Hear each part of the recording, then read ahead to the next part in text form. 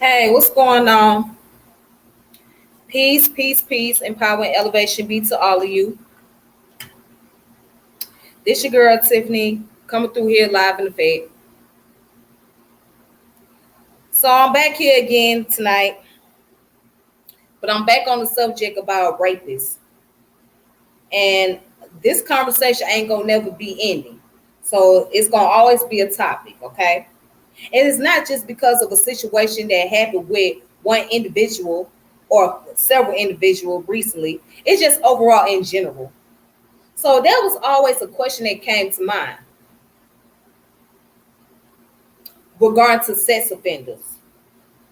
Okay. Now let's talk about Law and Order. So one of my favorite shows is Law and Order, right? I like watching Law and Order because it keeps you thinking.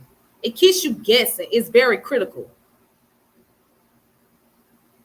So you always learn how to use critical analysis when it comes to when it comes to watching those shows.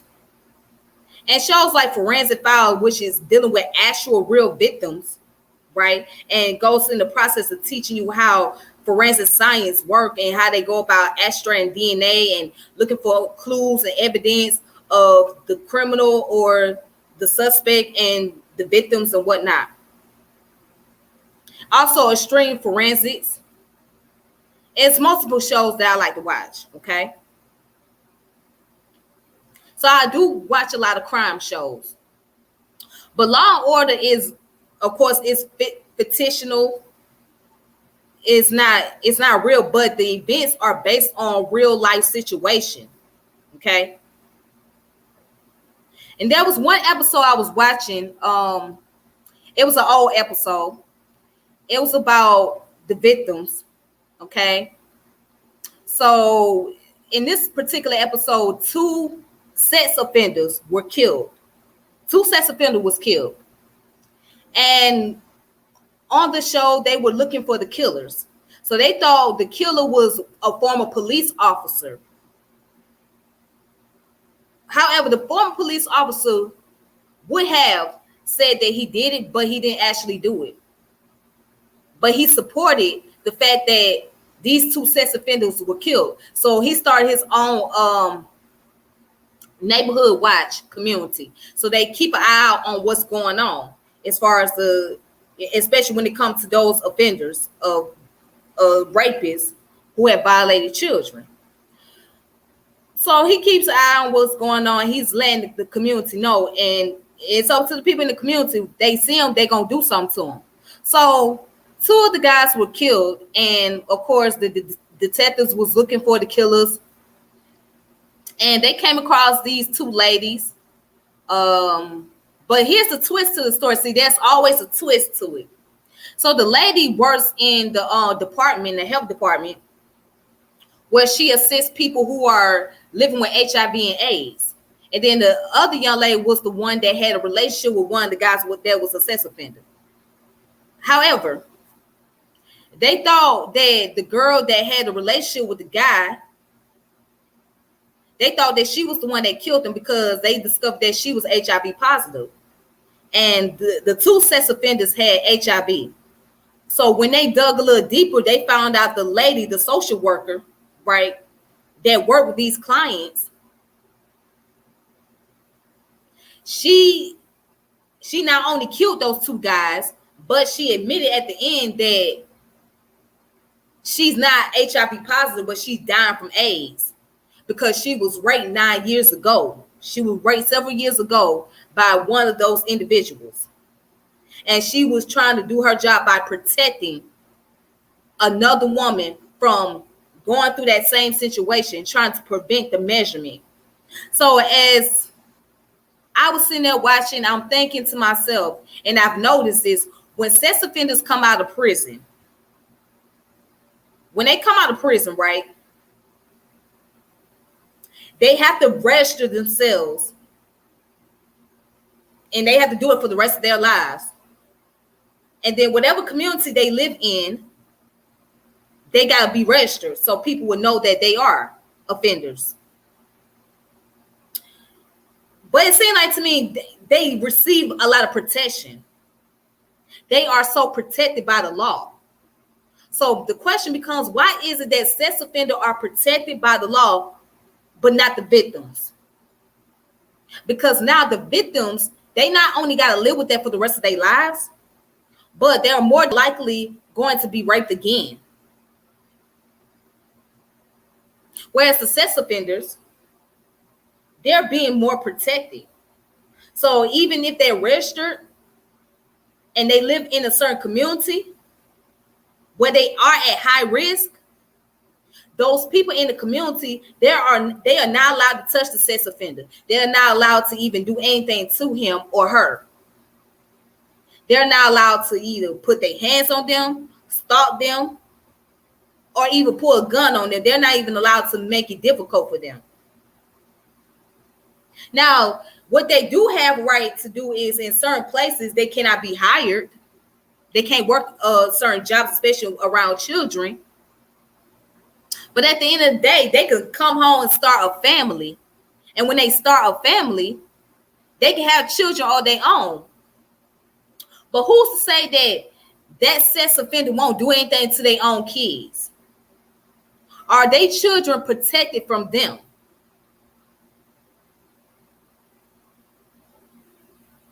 Are they children being protected from them? Who's to say that the child is not going to be in harm's way? So they get to come out of, a lot of them, they don't even serve the full term. A lot of them come out after they do 10 or 15 years. They come back into society. They start a relationship. And once they start a relationship, they can start a family. As long as they register as sex offenders, they pretty much protected.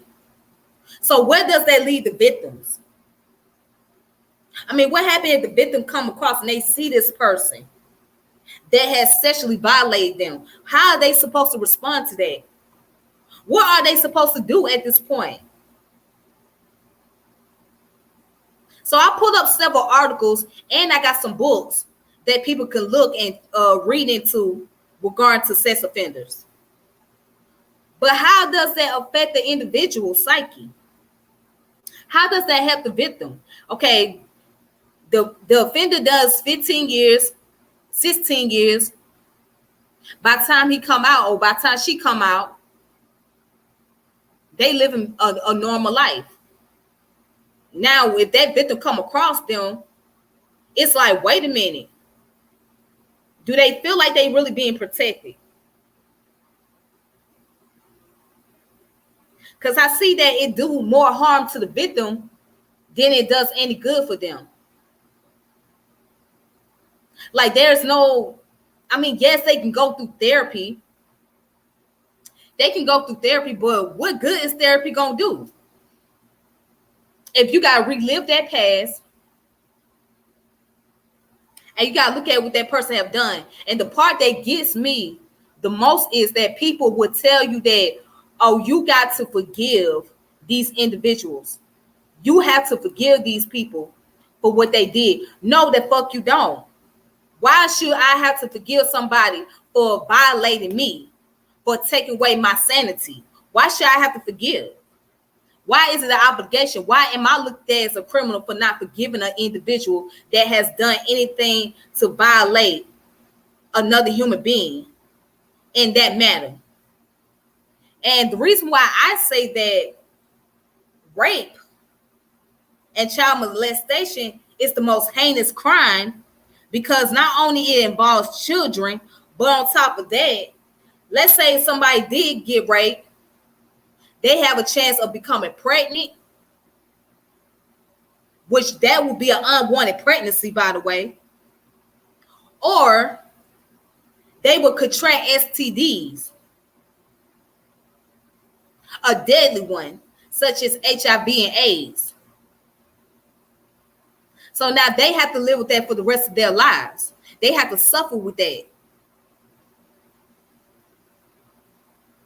So are victims being really protected? Could the government do more to keep the sex offenders off the streets altogether, period? Is there something more that the government can do to keep sex offenders off the street altogether? They say, sometimes I hear that, well, the prisons are overcrowded and they have to let certain people go. Okay, if you let certain people go, why don't you let those who has commit a non-violent offense? Why not let them go? Why not let those who are political prisoners go? Why let the sex offenders be on the street? Why let the child murderers be on the street? Why let people who commit the heinous act of killing innocent people, civilians, why let them walk the streets? Why they can't do this full time?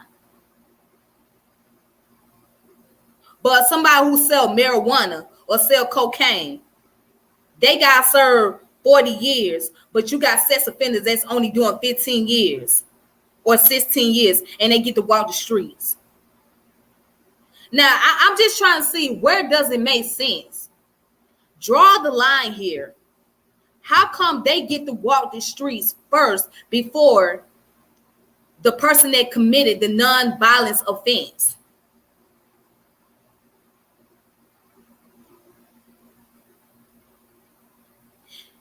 And yes, people change, but not all people change. In my theory, if somebody is an offender, more than likely they're going to repeat the same thing over and over. They're going to repeat it. And if they don't repeat it on someone else's child, they're going to repeat it on their own children. Which leads me to the point of, why is it that people in our families or in our community protect those they know are sex offenders? They know they are predators.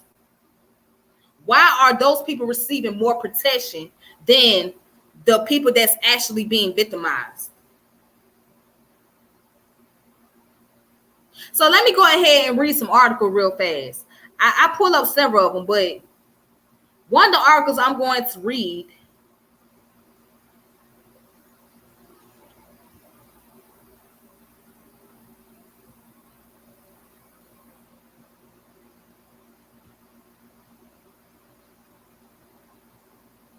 Okay, so this article just came out. It's called Colorado Sex Offender Laws Create Endless Punishment. Critics.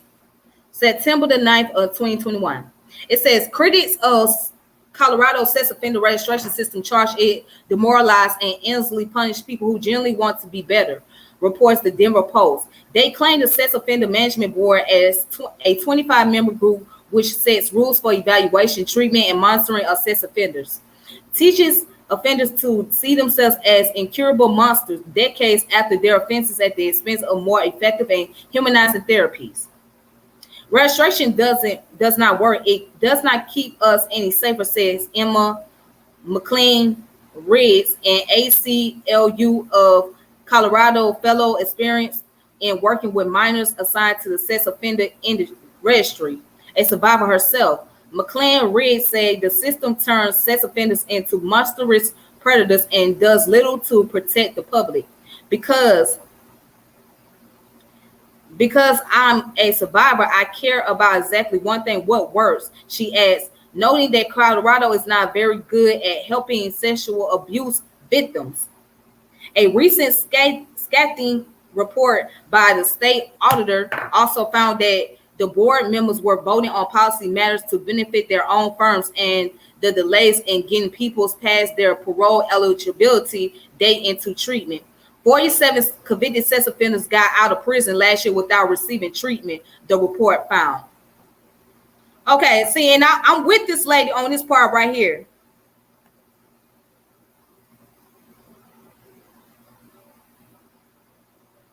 She put, because I am a survivor, I care about exactly one thing: what works. She is as noting that Colorado is not very good at helping sexual abuse victims.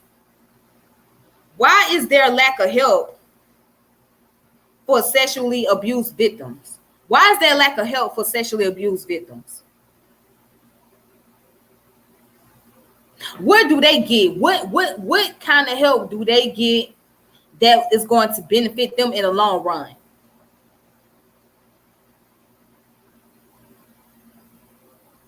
What type of help do you receive as a person that has been sexually violated in the long run?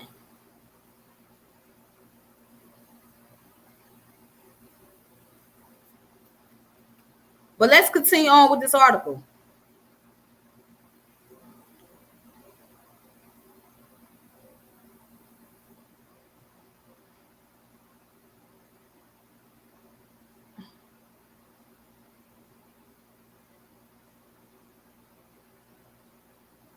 All right, so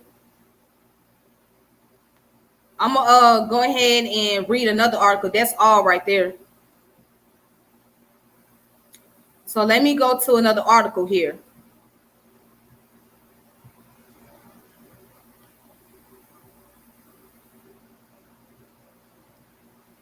Sex offender in Warren County will be turned out on streets. Unlikely allies says that that's not safe. August the 26th, and it was updated on the 27th. It says a 68-year-old registered sex offender, and that's in California, has no time left on his stay at Marin County Hotel, and his case manager is making an unusual plea for someone to house his client so that he doesn't have to sleep in a tent under a freeway. The day I get released, I'm supposed to be on the street with diabetes, said Socorro de Jesus Mayan Alvarado, whose first language is Spanish. He is a registered sex offender who served 3 years in prison after being convicted for molesting his girlfriend's nieces more than a decade ago. He is on parole for another year and a half. Now, let me ask this. Why in the hell did he have to serve 3 years in prison? Why did he have to serve 3 years in prison? Why they only gave him 3 years in prison for molesting his girlfriend's nieces? He only got 3 years, and he only doing a year and a half on parole. He only got 3 years. But somebody that sells marijuana, somebody that will sell cocaine, somebody that does some type of bank robbery or breaking an ATM machine, they get 20 years, 30 years. And these are nonviolent offense. Nonviolent offense. You getting 20 or 30 years, but somebody who was a child molester getting 3 years and only doing 1.5 years on parole. They served their 3 years, but they only got 1.5 years on parole. And you telling me that this is not protecting a sex offender? That's what I call protection. They're protecting him. So he made some kind of deal to where he only served 3 years.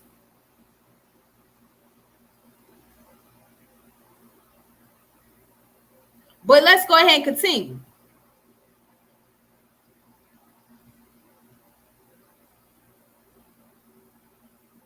Then pointing to his ankle monitor, he said, and I have no place to charge the device.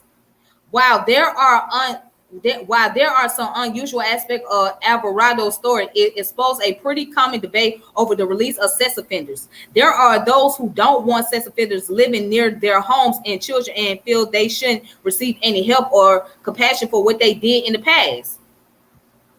They shouldn't. They should receive no help and compassion. Why? Why should you receive compassion? Now, I can understand the concept of psychopathology, but even with the pathology, if you know somebody did something to you that was wrong and violation, then you should take that situation as a person and be able to fight against crime like that and prevent that from happening to somebody else instead of acting on with that behavior to someone else's child or to another human being. Because it's not like you don't know what you're doing. It's not like you don't know difference between right and wrong. You know what the fuck you did. So why should somebody have compassion for you? Why should there be so much compassion? That shouldn't be an obligation. That's a person's choice. A person can choose to have compassion, but they're not obligated to give compassion to you. You have to be worthy of that compassion. So a person is not obligated to forgive.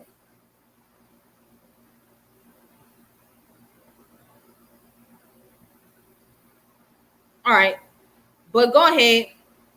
It says, however, despite these stark philosophical differences, there are at least two things these unlikely allies do agree on.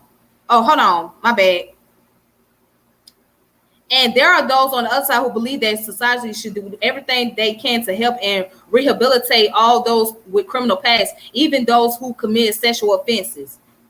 However, despite these stark philosophical differences, there are at least two things unlikely allies do agree on: giving sex offenders stable housing, cut down on recidivism rates, and knowing where they are living is better for public safety. If we're going to let them out, we should let them out somewhere where we can keep track of them, said Michael Rushford, president of the Criminal Justice Legal Foundation, a conservative group that supports policy that improve law enforcement and the right of crime victims. And that's not happening. So from just a pure public safety standpoint, we should be keeping an eye on this person, which I agree, you should keep an eye on them at all times. Rushford said he believes the best answer is to provide housing for sex offenders so they can all live together in one place, like a specially designated apartment building or halfway house. Well, in my opinion, they should stay in prison. It is soon going to be much harder to keep an eye on Alvarado. That's because his month-long stay as extended stay in America in San Rafael runs out on Thursday, and Alvarado will likely be turned out to the streets.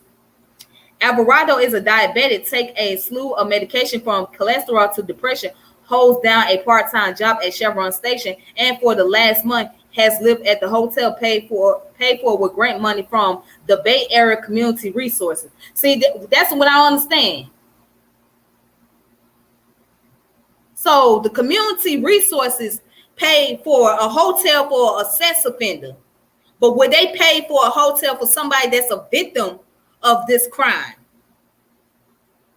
Y'all make sure this man had an extended stay, but what about somebody that is a victim of sex trafficking? Would they get that type of help, or would they receive that help from the government?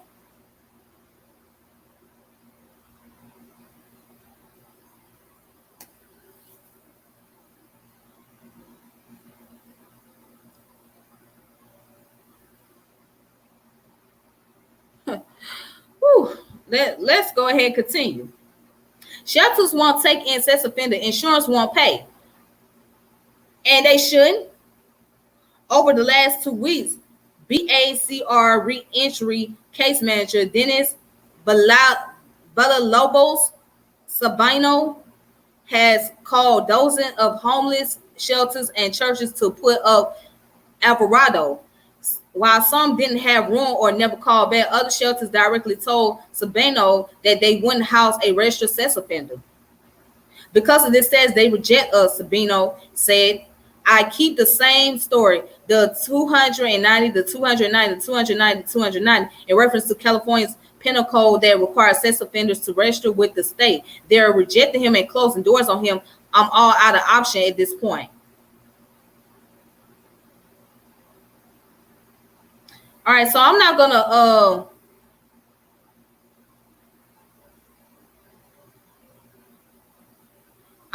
to read all of this.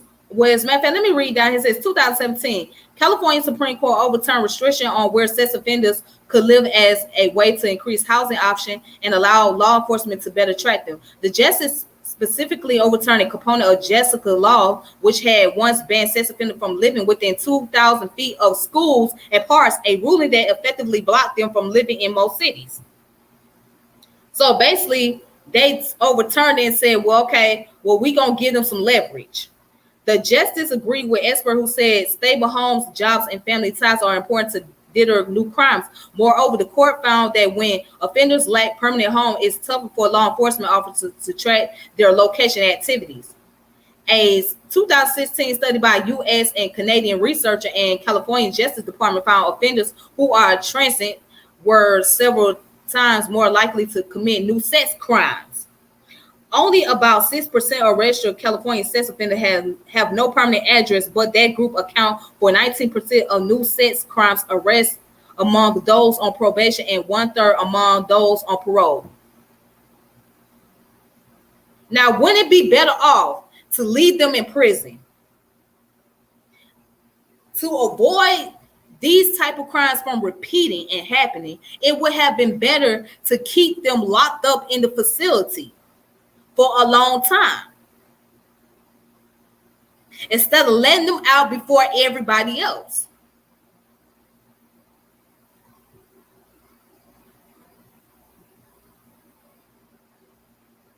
So, oh my goodness, hold on. Ooh, that was a mistake.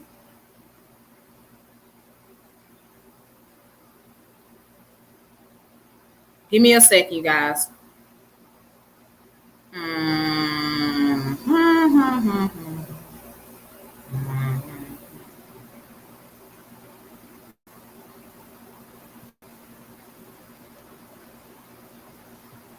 All right, so yes, every sex offender needs to stay locked up forever. They need to. I mean, if you commit, especially if you commit a crime against a child, why should they not be locked up? They should not even be out on the streets, because more than likely they're going to do it again. That's how you would have to protect the public, especially a child, from being victimized. They need to be locked up for a long period of time. If you can lock murderers up and give them life in prison for murdering somebody, why can't you not lock sex offenders up and give them life in prison for sexually violating someone?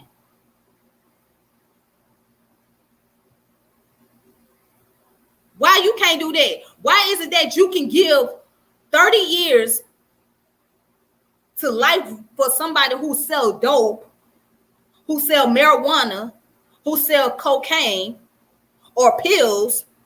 Why they get to have 30 years, but a sex offender only get 15 years or 20 years, and they be one of the first ones to get out of prison and be back on the streets? And you don't think they more than likely commit the same crime again? So you're telling me that the sex offender should be protected more than the victim? And I'm talking to Sir 00.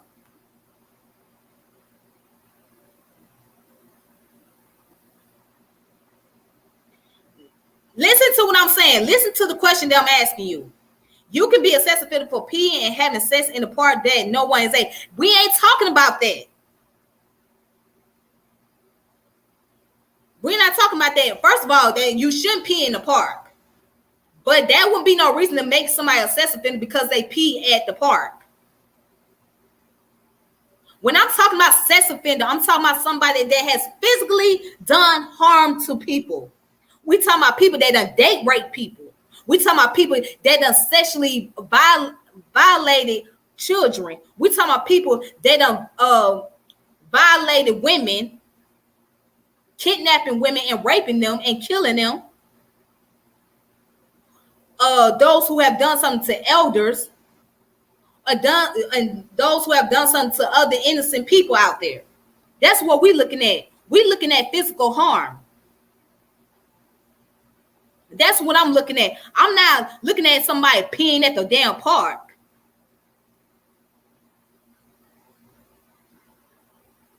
I'm asking a question. I didn't say you said that. I didn't say you said this. I asked you a question. So I'm asking you this. Do you think that they should be protected more than the victims? Because at this point, I'm looking at the victims. What about the victims? What that's going to do for the victims? And what I'm saying is that the law should be more harsh on them as well. If you're going to be harsh on people that kills innocent people, right? Why you can't be harsh on people that sexually violate people? If you're going to be harsh on people that sell drugs, if that sell drugs within the radius in the school radius, which is like 2,000 miles away, 2,000 feet away. If they selling drugs 2,000 feet away from the school and they got to do 20 years, 30 years, then why can't a sex offender get that same amount of years? Why do that sex offender get lesser time than anybody else? That's my question. Why do we have to show so much compassion for them? So if you don't like the fact that I'm saying that they should stay locked up, that way you got less chance of worrying about somebody coming out and repeating the crime over and over again, then I don't care. That's where I stand. They should receive more time in prison. They should not be out. They shouldn't be one of the first ones out of prison. Especially if they don't rape multiple people. If they don't rape multiple people, right, and there's a pattern, they shouldn't be the first one out of prison. They should be the ones that be serving time longer, just like the same amount of time as the people that have murdered innocent people.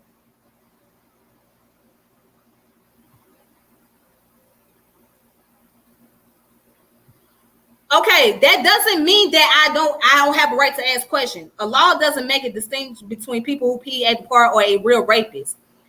Okay, if you catch somebody pissing at the park, right? They shouldn't be. This is my thing. If they pissing at the park, they shouldn't be identified as a sex offender. What they should be identified is what they call indecent exposure. That's indecent exposure because you're peeing at the park.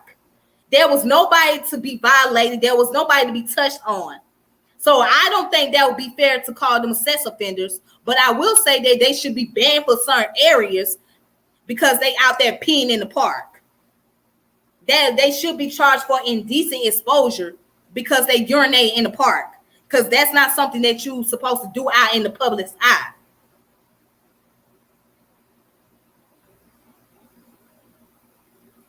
And if you having sex in the park, if you having consensual sex with somebody, okay, if you're a couple, right, y'all having consensual sex, that's not sex.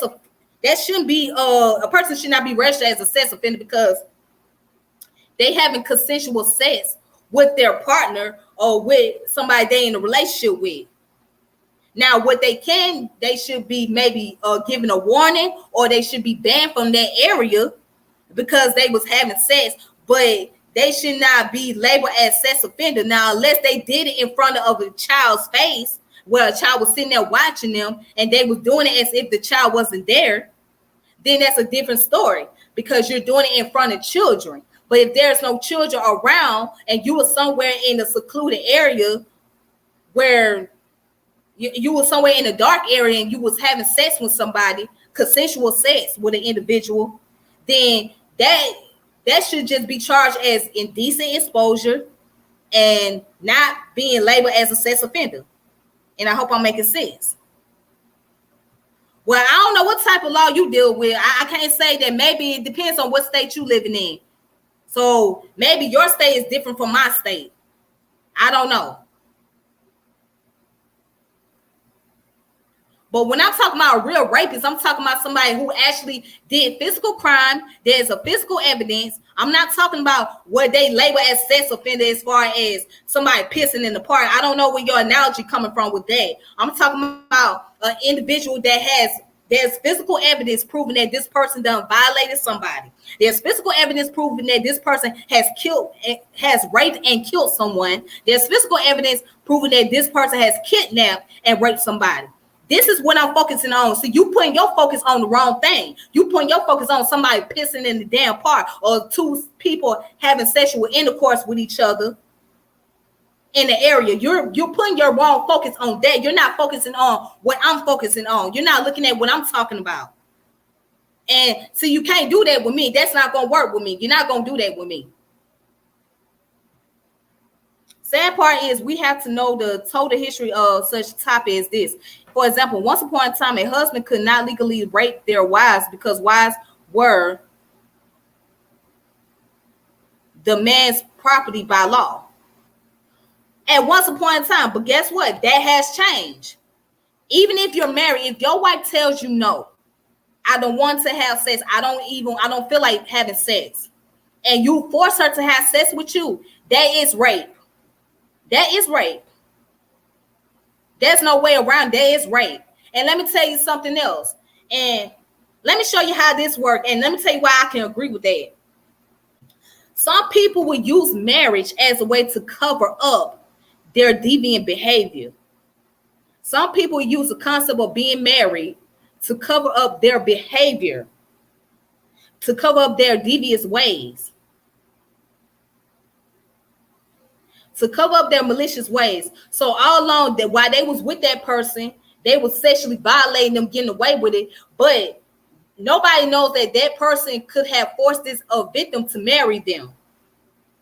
And when that person has married them, they use the marriage as a way to get away with doing whatever they want to do and get over somebody. But that doesn't necessarily mean that they was married to be in love with that person. They was married to have control over that individual. And I hope that I'm making sense on that.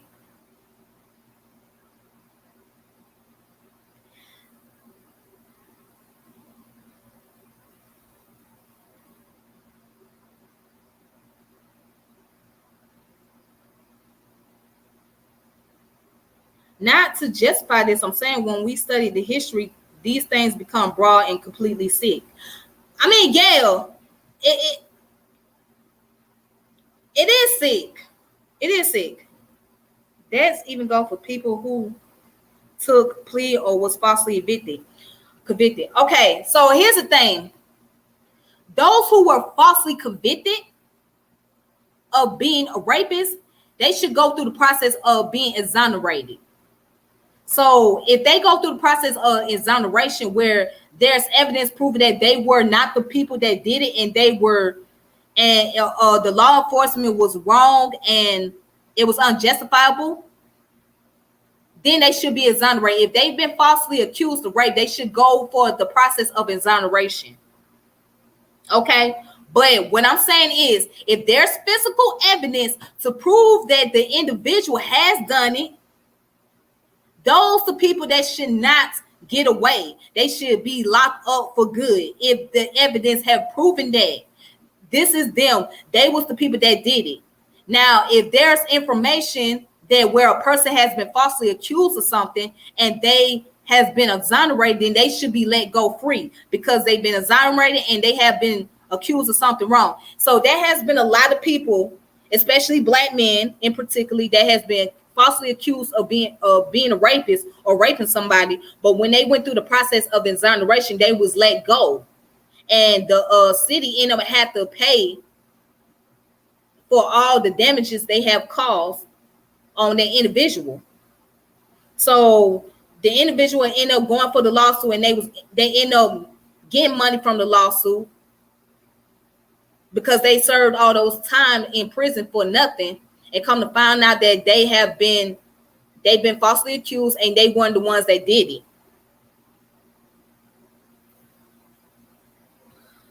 This conversation goes extremely deep, since we're dealing with a lot of twisted minds in this world. Yes, and just because it goes deep doesn't mean that we should not talk about it either. Just because it goes deep does not mean that we should not talk about it. We should not have a conversation about it.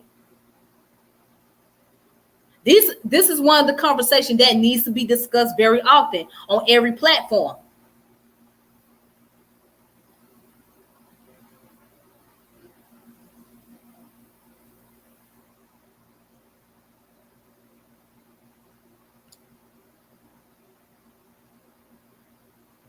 That's the point that I'm getting at. If throw a person who is a real rapist, throw away a person who is a real rapist. That's what I'm getting at.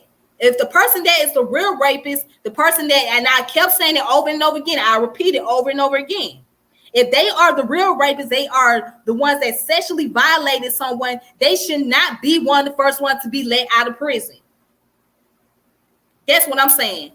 But then the people that have committed a non-violent offense, they don't receive as much help. They don't receive as much protection. They have a hard time finding jobs and all that.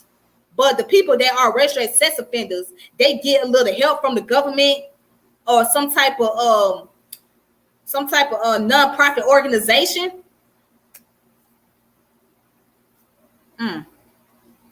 Hey, Chris, how you doing? Thank you for coming through, Chris. What's up?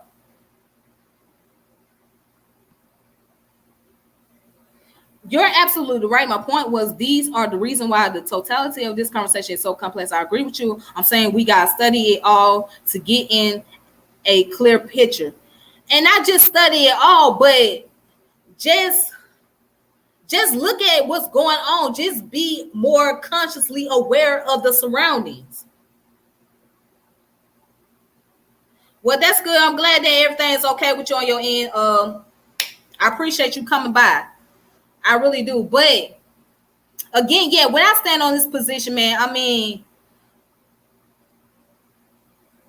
my thing is, it's like there's not only the law enforcement are protecting these people, but the people that is in our family or in our community, they protect these individuals. So when I'm looking at is where does that lead the victims? Where does it lead the victims? The victims of these crimes, where does that lead them?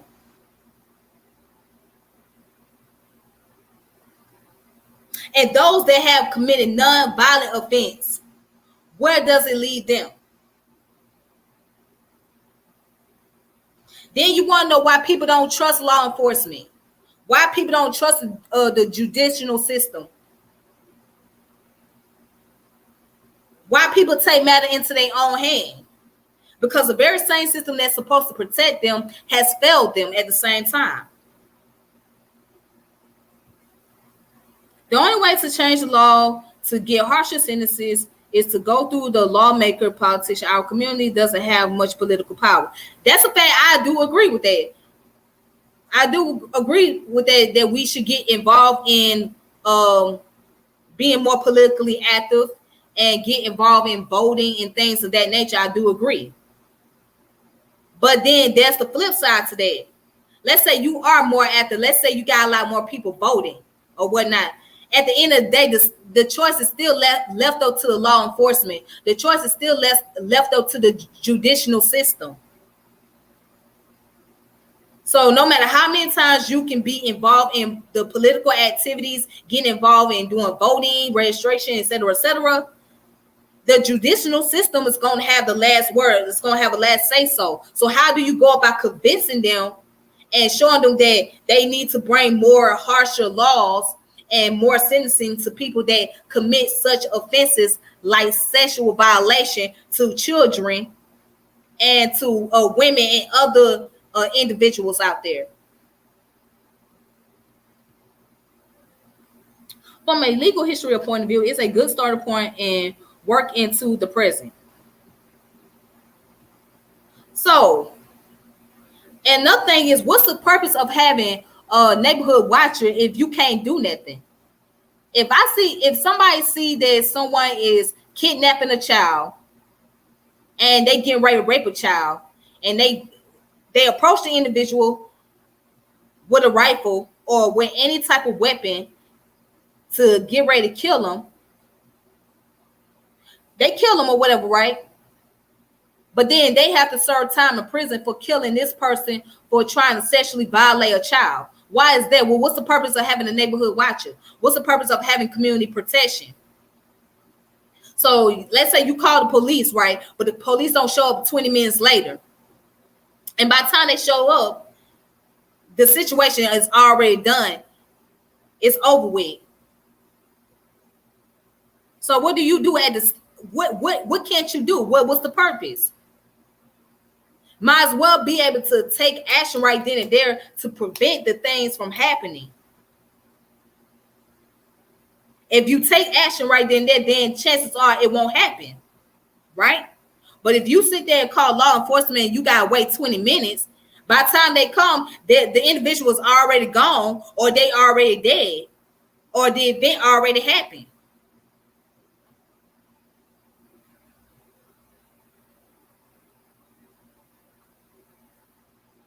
I mean, these are just my thoughts. These are the thoughts that I'm having. And I know people who got thoughts that's way more concrete than mine.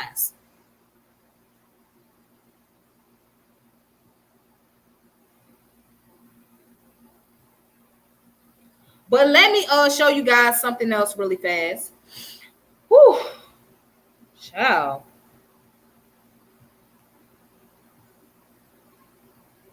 All right, give me a second.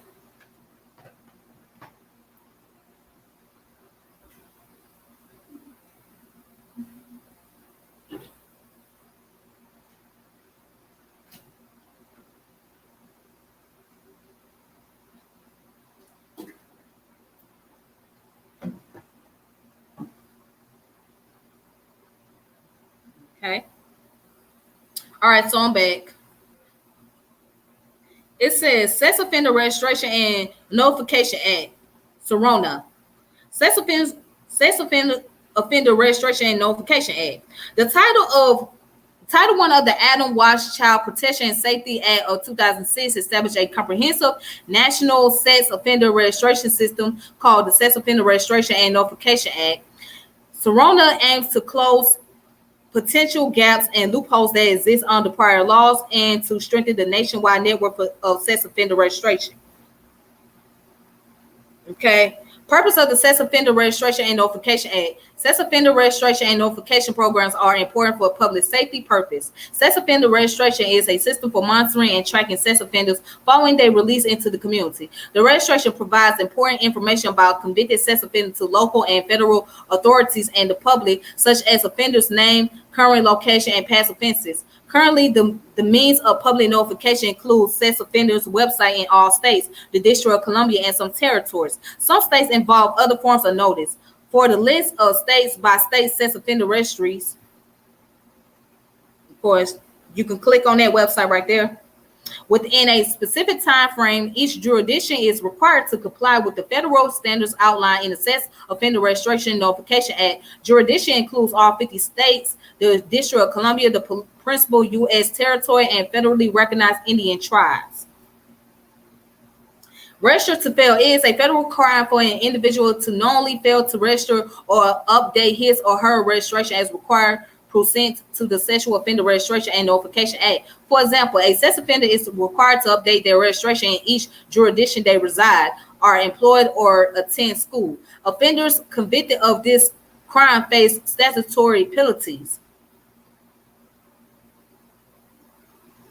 And it says CEO roles. CEOs works with the High Technology Investigative Unit, the Federal Bureau of Investigation, United States Attorney Office around the country to investigate and prosecute sex offenders who fail to register pursuant to the Sex Offender Registration and Notification Act. In addition, CEOs, attorneys conduct trainings to educate law enforcement officials, investigators, prosecutors, and others about the National Sex Offender Registration System. Moreover, CEOs design, implements, and support strategies, legislative proposals, and policy initiatives related to the enforcement of SORNA.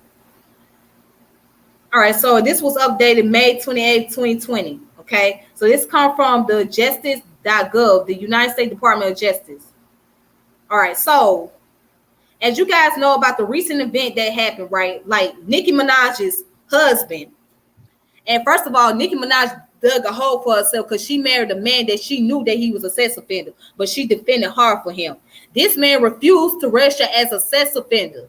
Now he's going to be facing 10 years in prison. Why just give him 10 years in prison for not registering as a sex offender? Why just not send him back to prison and throw away the key? That's my thing. See, that's why I'm saying they are being a little too lenient on those who are offenders. If they don't register, why do they just have to serve 10 years or just 15 years? Why not just lock them back up and just throw away the key and just be done with it? That's my whole argument there. That's what I'm trying to find the logic at.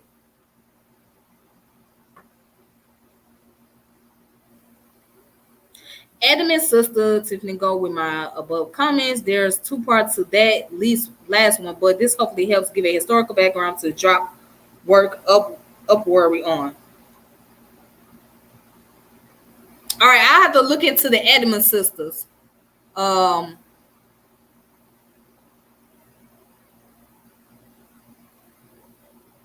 Yeah, I'll have to look into all of that. But yeah. So where I'm trying to stand at is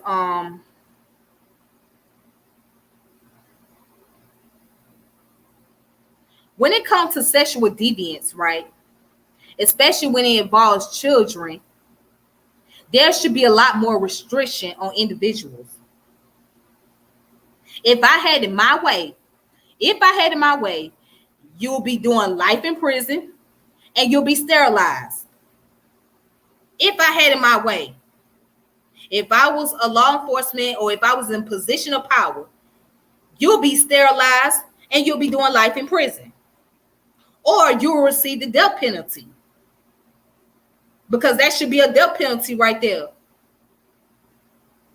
Automatically.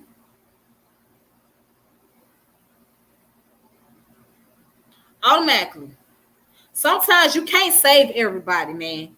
You can't save everybody, especially when it comes to their deviant behavior. Some people just got to be, they have to be done. They have to be executed. They have to be closed off from society altogether. Some people just got to go through the process of execution. Some people just need to be purged. You can't save everyone. So in order to save those from being victimized, you're going to have to get rid of those who are the predators, who are very destructive. Some of those people have to be purged. Yes, I feel like this. Yes, if you have sexually violated someone, if you ain't get my statement, you're going to listen to my statement again. Yes, I feel like you should be locked away forever. If you don't violate a child, especially when it comes to a child, you need to be locked away forever. If you done kidnap a child, if you done raped a child and killed them, you need to be locked away forever. If you done raped a woman, you need to be locked away forever. And especially if you have contracted STDs, if you got HIV and AIDS and you going around here raping somebody and spreading it to them, you need to be executed. And that person needs to be executed and they need to be locked up.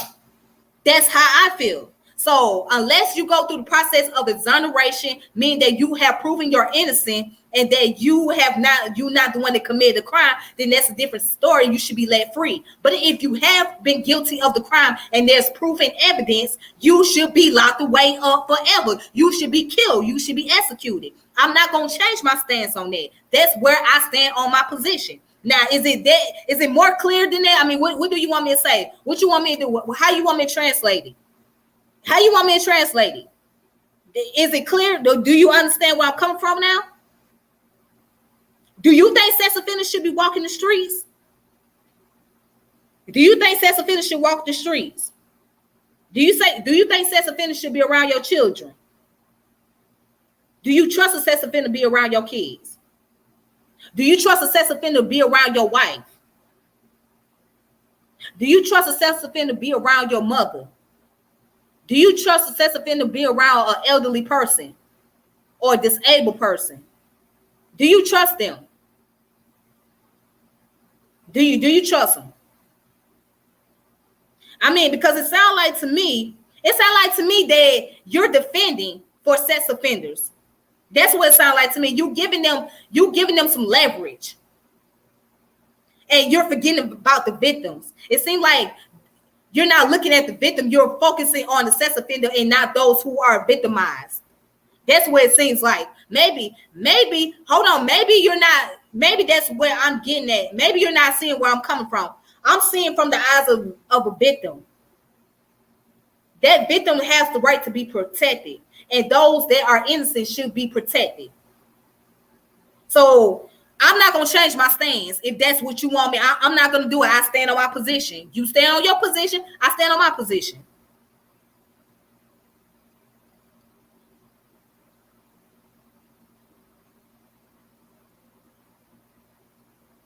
But at the end of the day, they are receiving more protection. Because let's just say you know somebody that's a sex offender, right?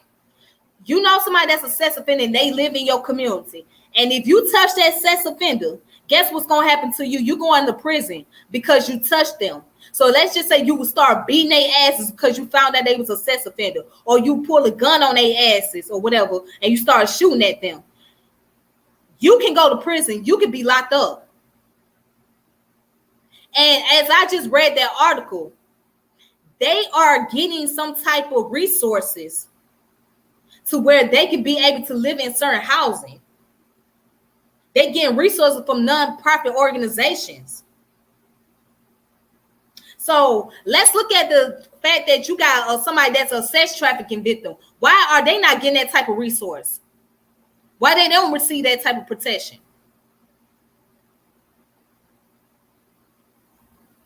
It does no good to just know that a person is a sex offender. Because you could be living in next door, you can have a next door neighbor, and you find out he's a sex offender. You can't do shit to his ass. You can't even touch him. You can't do nothing to this motherfucker. Because if you touch him and you kill him, you go into prison automatically.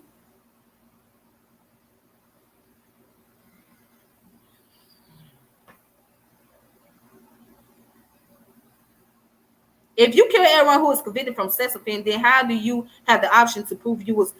Did you listen to what I just said, dude? Did you listen to what I just said?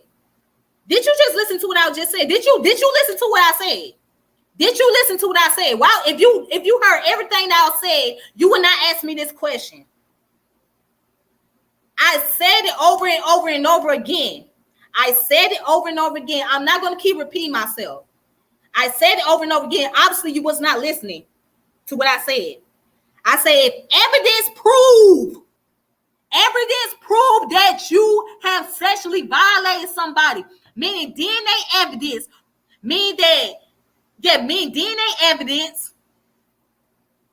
If DNA evidence proves that the person has been convicted of the crime of sexually violating someone, that's the people that should deserve punishment.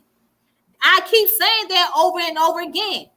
If a person has been exonerated, meaning that if they have gone through trial, right, and there's evidence proving that they're not the ones that did it, but someone else did it, then that's a different story. What more do you want me to say? You wasn't listening when I said it. You keep asking me the same stuff over and over again. Like, I don't know, sir. You're not listening. You wasn't listening to what I was just saying. You must misinterpret what I said.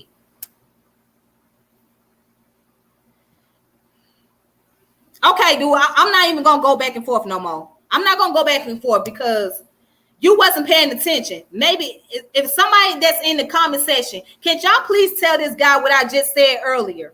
I kept saying it over and over again, and he still wasn't listening. He's still trying to twist the narrative.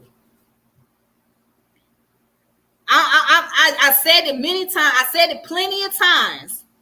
I said it plenty of times throughout the video. When you asked me the question, I said it plenty of times throughout the video, and you still wasn't listening. So I don't know what to tell you. I said it over and over again.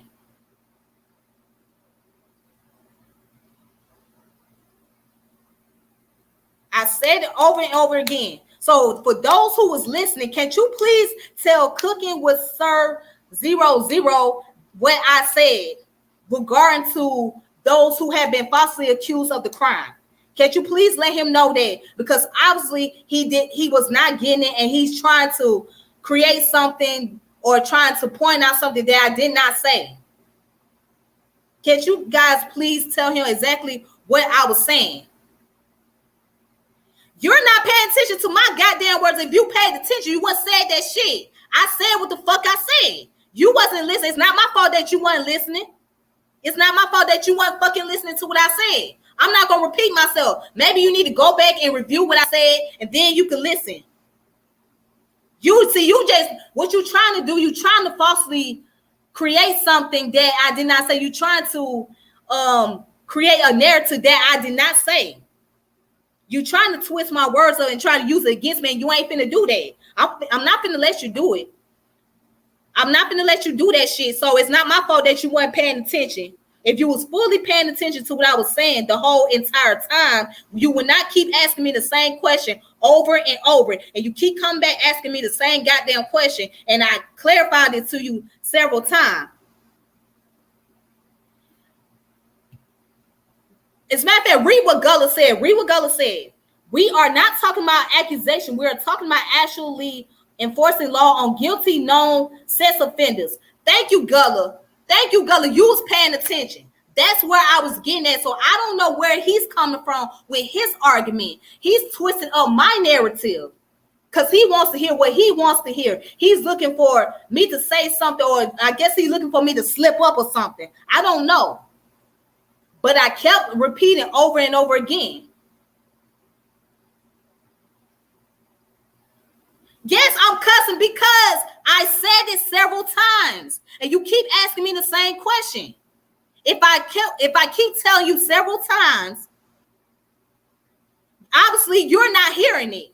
Everybody else heard what I said. You didn't hear what I said. I know what the fuck I said. So don't try to play me like I don't know what the fuck I said. If I told you what I said several times, if I said exoneration, if there was an exoneration process to prove that this person have not committed a crime, if there's an exoneration process to prove that this person has not committed a crime, then they are free to go. And also I said non-violence offense. I said non-violent offense over and over again. That's what I said. I was saying that shit. What the fuck is you talking about, nigga? I was saying that shit. You wasn't paying attention. I fucking said exoneration.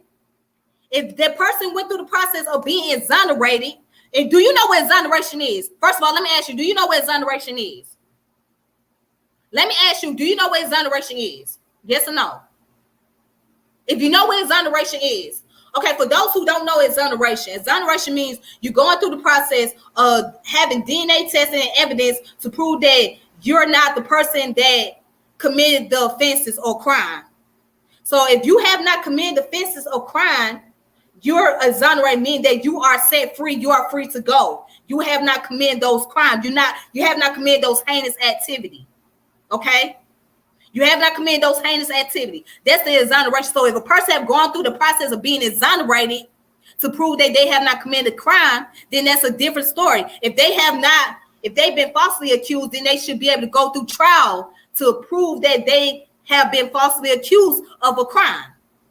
Those are people that should be let go. But I kept saying that the people that has been proven of committing crimes based on results, based on evidence. If there was enough evidence and there's enough information or DNA results to prove that the person was the one that did the actual crime, such as forensic results, then that's the person that should be held liable, okay?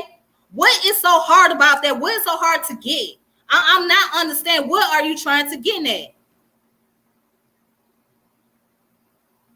I'm not understanding what he's trying to get at. It's like I said that everybody else heard what I said, but you ain't hear what I said. Man, come on.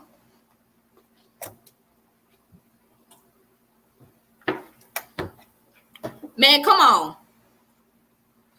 Oh, goodness. Okay. Nah, fam, she been solid the whole show, talking specifically to a certain aspect of this subject. Thank you very much. Thank you, Brother Gullah. Who else said that? Who else? Tiffany, stay on point. Tiff, move on. You doing an excellent job. Cooking is a troll. We are not arguing whether or not a man, especially black men, can be falsely accused due to racism, etc. Tonight's emphasis is on actual rapists. Thank you. You heard me. Thank you, brother. Somebody heard me. Somebody heard me. I don't understand. Somebody heard me. Oh, God. Okay.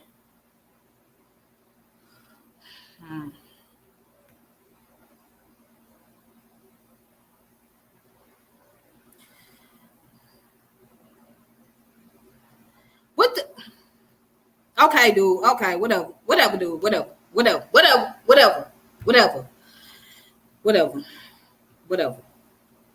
Hence, Tiffany emphasis on enforcing laws on said offenders of these crimes.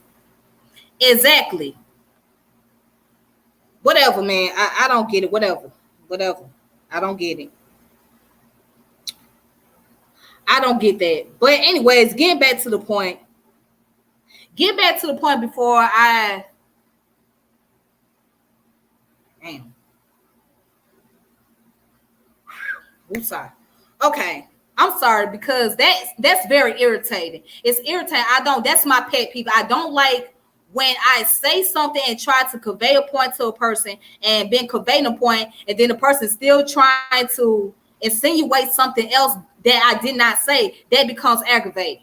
That becomes very aggravating to me because I repeated myself over and over again, and it gets aggravating. So I'm sorry for those little outbursts that I had or whatnot, but I just don't like that level of aggravation. It's like, what, you're not getting nowhere with that. You're not trying to prove nothing. I mean, I'm not going to change my position because you don't like what I said. I made myself clear, and you just not getting it. I made myself clear the whole time. I put emphasis on it for the whole entire time. Oh goodness. All right, but anyways, get back to the point, man. Get back to the point. But anywho, as I was stating before, there should be better laws that's regarding to individuals. There should be better laws that's regarding to people who have been victims of these crimes. There should be better option and better resources for them. And I'm just saying that it's not fair that you let people who have not did anything that has caused so much damage to society to stay in for a long period of time. But somebody who has committed a serious crime, they get to walk. But you know what? There's another flip side. You got people that's in law enforcement that's doing the same thing too. They are very crooked, and they used to get caught up in crime like this. You got people who not only just we're not talking about just police officers, we're talking about lawyers, judges, and all of that. So some of them are in cahoots with one another. So it's just really it just amazes me. It's interesting. So it's just interesting. It's interesting because these people seem like they get protection not only from the people in their family, but the people that's in the law enforcement.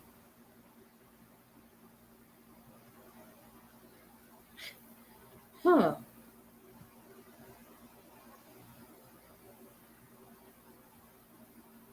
All right. But anyways, let me go ahead and present some more books. If you guys want to read up some more information about sex offenders or whatnot, here's these books right here, right? These books are called Sexually Motivated Crimes. Understand the profile of the sex offender and applying theory to practice. Janet R. Olivia, okay? Sexually Motivated Crimes. All right, so these are actual books. These are digital PDF books. And it's come from CRC Press, Taylor and Francis Group. So you guys can look it up. Just look it up and download it. Or if you guys are on my friends list on Facebook, I can send you guys the information. I can post it up on my page, and you guys can get it from there. So, yeah, the title of this book is called Sexual Motivated Crimes.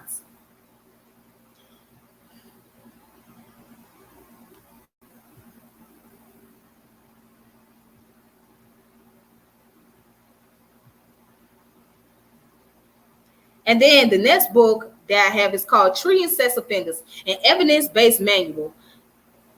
Jill D. Stinson and Judah V. Becker.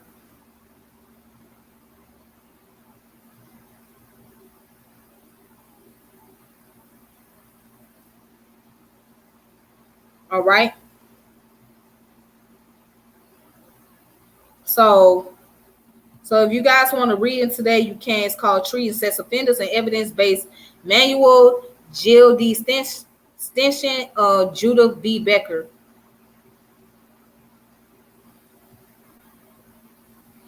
So, once again, where I'm going back to my position, I just believe that people who have committed sexual heinous crimes against individual, against innocent people, especially those that are children, should not be walking the streets, should be locked away for good. And if I had it my way, it would be a death penalty and it'll be sterilization. So for those who have I'm not talking about those who have been falsely accused of a crime, but those whose evidence have proven that they are the ones that have actually done it. And there is evidence and there is DNA information, forensics information against them. Those individuals should be locked away. They should be serving a harsher sentence, just like murderers and all the rest of them. They should be serving harsher sentences, and they should be receiving death penalty, or they should be receiving sterilization as their punishment. And that's how I feel. That's my stance on that, because at this point you got to be more harsh, you got to be more protective. If not, then they're going to continue to get away with crime. They're going to continue to get away with doing a lot of things, and 9 times out of 10 they're going to repeat that shit. So don't think that because they got out of prison automatically they're going to be reformed. No, they're not reformed. They still going to continue to commit those same activity. Okay, more than likely. So if they're not going to do it to somebody else's child, they're going to do it to their own children. And it has been done before.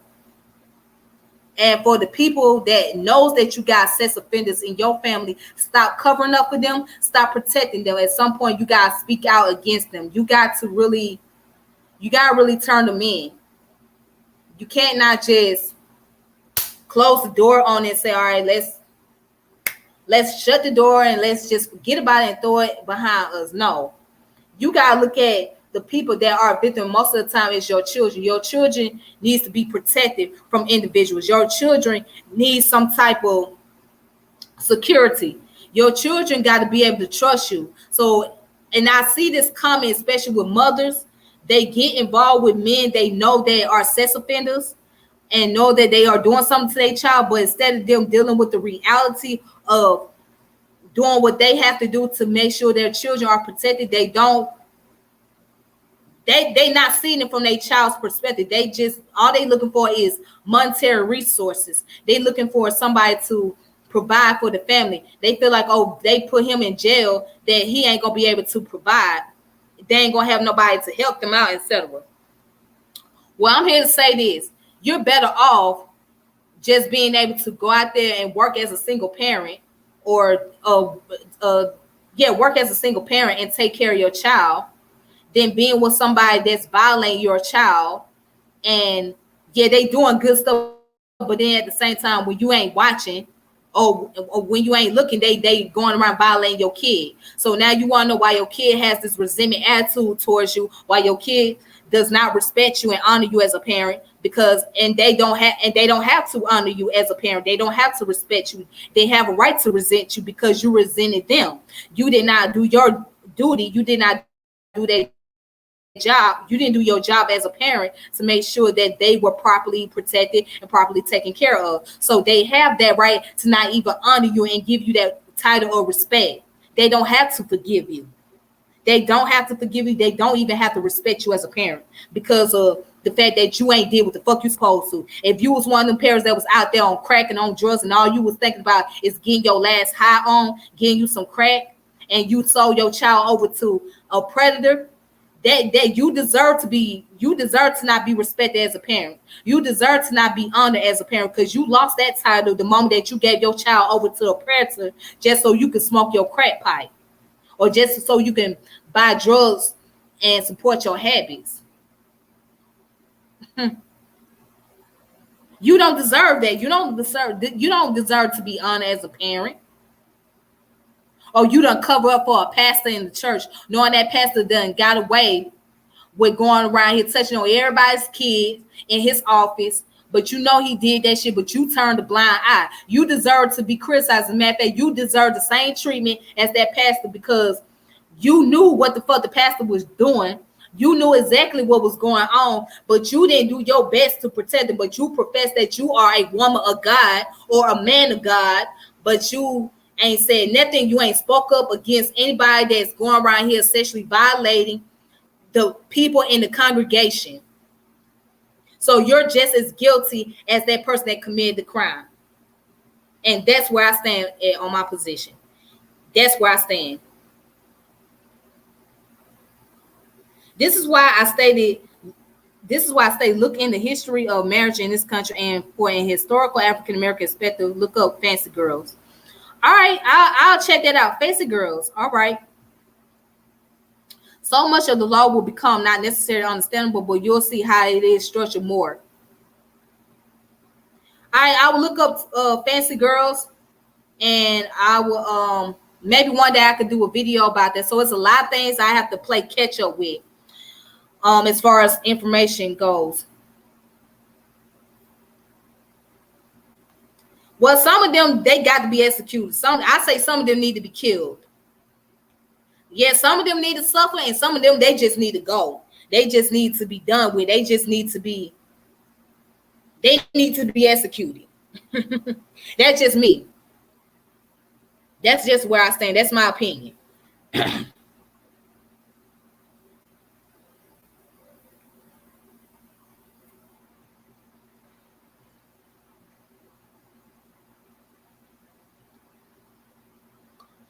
I didn't say you can disagree with me. I say you can have your disagreement all you want to, but I told you that I'm not going to change my stance, my position or something.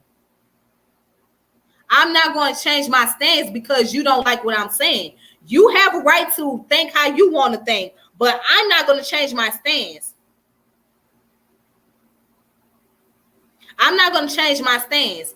And again, you did not pay attention to what I said. Everybody else got what I said. You was the one that didn't pay attention. You was the one that didn't get it. So you can disagree all you want to. I don't care, but my position gonna stand. My position is gonna stand. I'm gonna say what the fuck I gotta say. I don't care if you like it or not. You ain't gonna change my position because you don't like my position. So obviously you got a problem with me disagreeing with your position. That's what it sounds like. You got a problem with me and what I'm saying. So you can have that problem. That's on you. But I'm not going to change my position because you don't like what I said or where my opinion comes from. You don't like it. I'm not going to do it. I am not going to change my position. No, sir.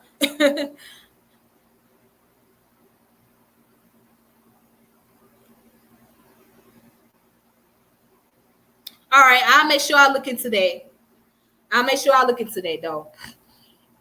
So yeah, I'm not gonna change my position because you disagree, and that's what people gotta learn. People is not gonna change their position on something because you disagree with them. You have the right to disagree with somebody, but that doesn't mean they're gonna change their position. But what you're not gonna do is try to twist the narrative and try to make it seem like I'm wrong for what I said. That's what you're not going to do. You're not going to twist my narrative around. You're not going to try to convey my words or misconstrue what I just said. If you paid attention like you were supposed to, like you should have, if you would pay attention, you wouldn't have this problem. We wouldn't be having this conversation. We wouldn't be getting to this point because obviously you didn't pay attention. So you're not going to misconstrue my words and you're not going to change my narrative. No, you're not. So get over it. Get over it. I said what I said. And if you don't like it, oh well. You have a right to disagree, but you're not going to change my narrative. Nope. And I can't change your narrative because that's what you think. But you're not going to come here and think you're going to change mine. No. No. No. It's not going to work. All right. But anyways, I'm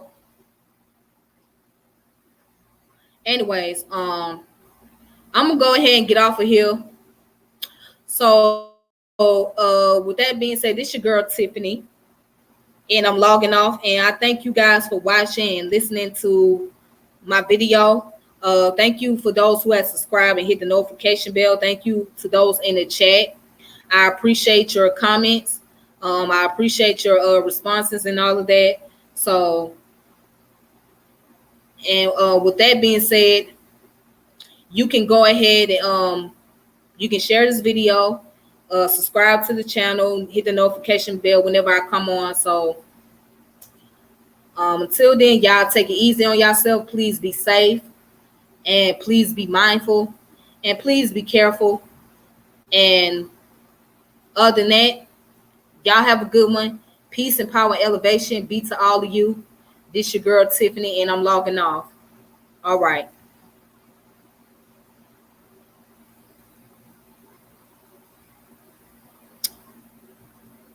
All right, then. I'll make sure I do that.